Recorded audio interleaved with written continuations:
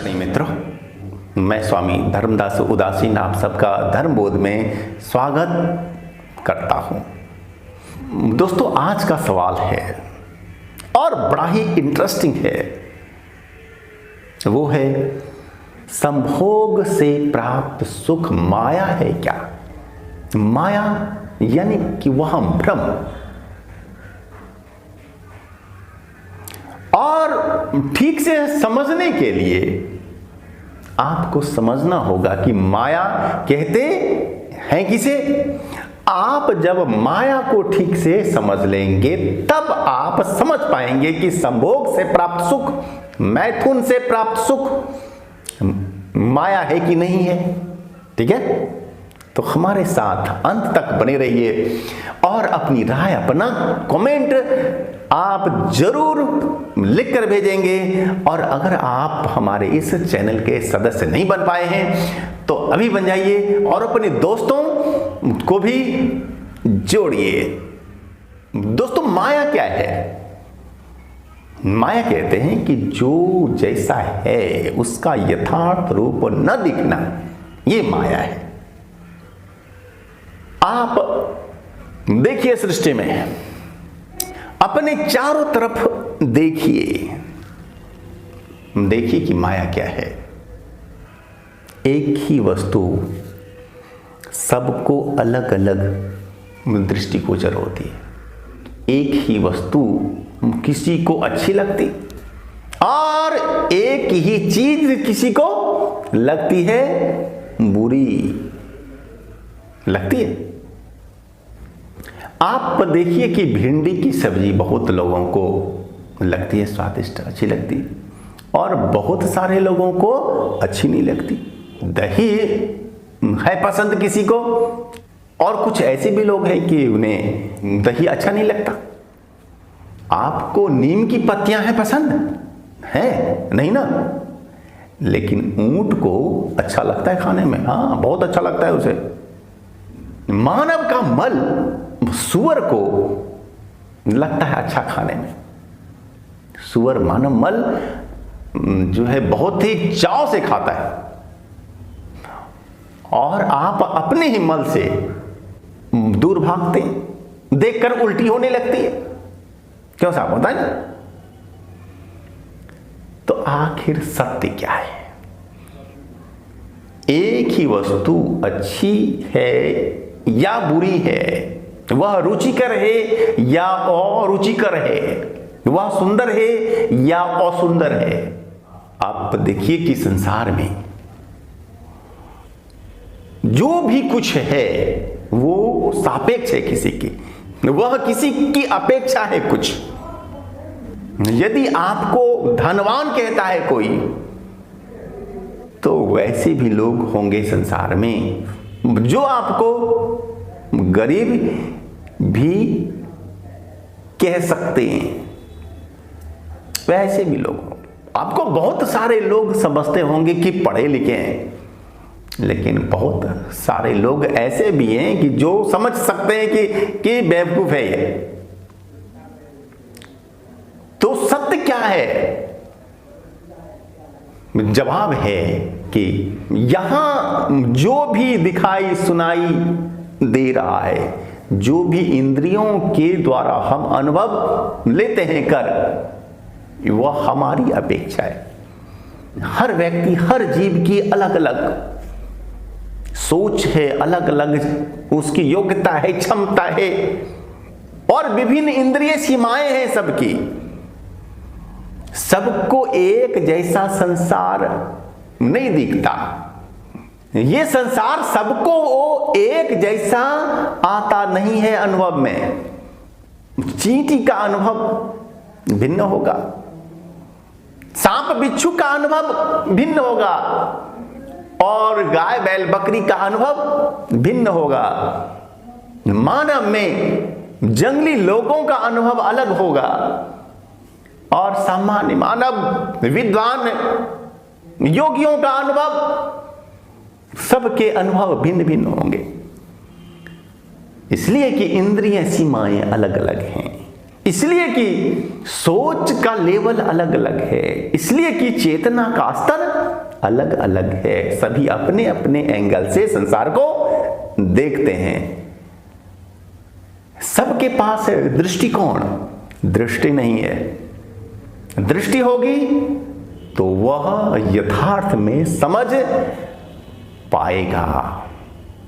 तो ये जो दृष्टिकोण है, यही तो माया है।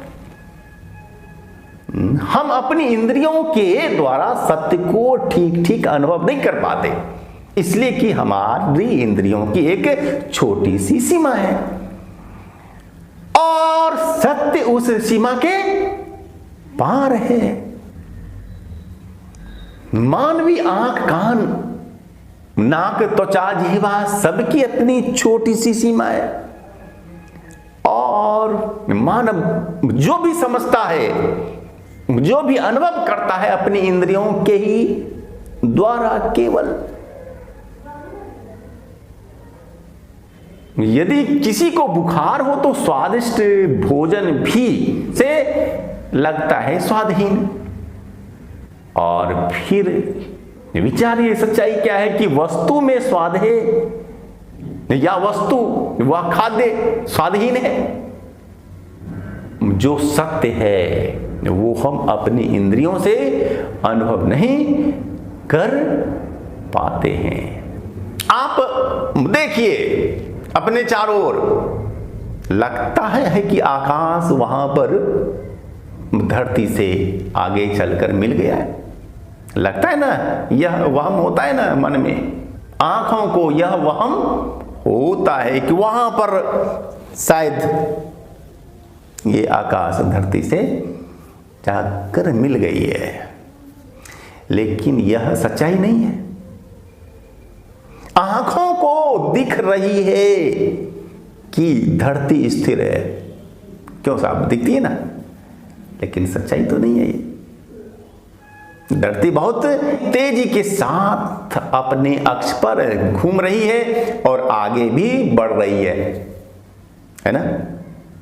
कहने का आशय कि हमारी इंद्रियां सत्य को ठीक ठीक नहीं अनुभव कर पा रही हैं और यही माया है। सत्य को ठीक ठीक अनुभव नहीं कर पाना ही माया है। दोस्तों, आपने समझ लिया कि माया क्या है? माया है सत्य को न समझ पाना। ठीक है। और अब देखिए, अब सवाल के दूसरे भाग में आते हैं। संभोग से प्राप्त आनंद माया है क्या?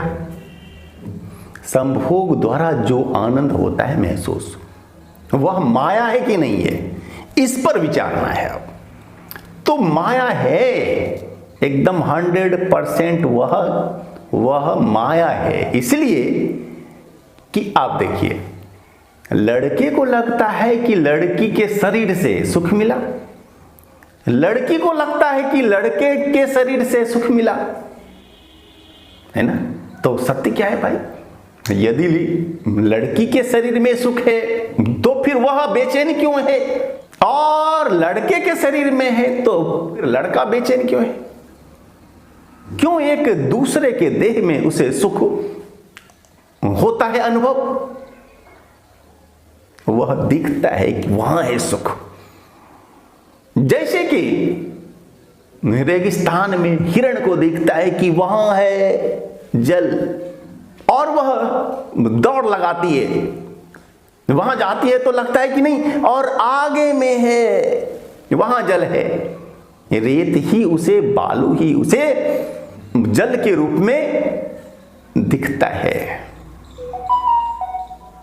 जैसे कुत्ता हड्डी चबाता है और लगता है कि हमने हड्डी को ऐसा चबाया कि इससे रक्त निकला और रक्त वहां चूस रहा है, लेकिन होती है सच्चाई ये कि रक्त उसके ही अपने गलफड़े से रिस रहा होता है। तो यहां ऐसा ही वहम होता है। यहां लगता है कि उसके शरीर में सुख है, शरीर के संपर्क से सुख प्राप्त होता है, लेकिन वह विचारता नहीं ठीक से कि उसके शरीर में अगर है सुख तो संभोग के बाद शरीर तो रहता है वही, लेकिन आनंद फिर वो आता नहीं। वह आनंद का केंद्र कहां है? आपके अपने ही अंदर में है। दूसरे के शरीर में सुख का आभास होता है, लेकिन वास्तव में वह केंद्र आपके अपने ही शरीर में है, अपने ही अंदर है। आपके ही शरीर के ऊर्जा केंद्रों पर होती है हलचल और आनंद की होती है प्राप्ति। तो दोस्तों, अपने शरीर के निचले काम केंद्रों पर हलचल हुई और वही काम वासना कहलाता है। और अगर शरीर के ऊपर के शक्ति केंद्रों, ऊर्जा केंद्रों पर हलचल होगी तो वहां भी आनंद की होती है प्राप्ति। नाभि में, हृदय में, कंठ में और सिर में, यहां भी तो ऊर्जा के केंद्र हैं। इन केंद्रों को भी हलचल, सक्रिय, ज्यादा सक्रिय बनाना सीखिए और उससे भी आपको आनंद की होगी प्राप्ति। यहां पर मेरा था कहना कि सुख का केंद्र आपके अपने अंदर है। सुख जो आप बाहर ढूंढ रहे हैं यह व्यर्थ है, बेकार है। आपको बाहरी व्यक्ति, वस्तु, स्थान सुख नहीं देता। सुख आपके ही अपने अंदर में है और उसी केंद्र के द्वारा ही आपको उसकी अनुभूति, सुख की, आनंद की होती है। संत ने कहा, कस्तूरी कुंडली बसे मृग ढूंढे बन माही, ऐसे घट घट राम है दुनिया देखे नाही, ऐसे घट घट सुख है दुनिया देखे नाही। धन्यवाद।